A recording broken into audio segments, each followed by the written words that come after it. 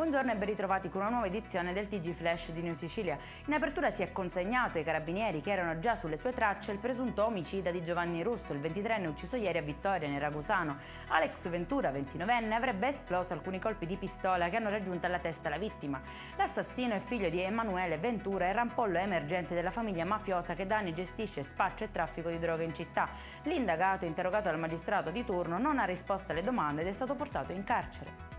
Non ce l'ha fatta il sedicenne Marco De Luca, ricoverato in rianimazione del Policlinico di Messina da domenica all'alba dopo l'incidente in autostrada all'altezza di Letojanni. La famiglia, con un grande gesto di altruismo, ha dato il consenso per la donazione degli organi. Arrestati con l'accusa di rissa aggravata 4 giovani che la notte tra il 13 e il 14 gennaio scorso si trovavano fuori dalla discoteca di Balestrate, dove il 19enne Francesco Bacchi è stato ucciso. Non sono coinvolti direttamente nella morte del giovane, ma si sarebbero affrontati con calci e pugni poco prima che si consumasse il delitto.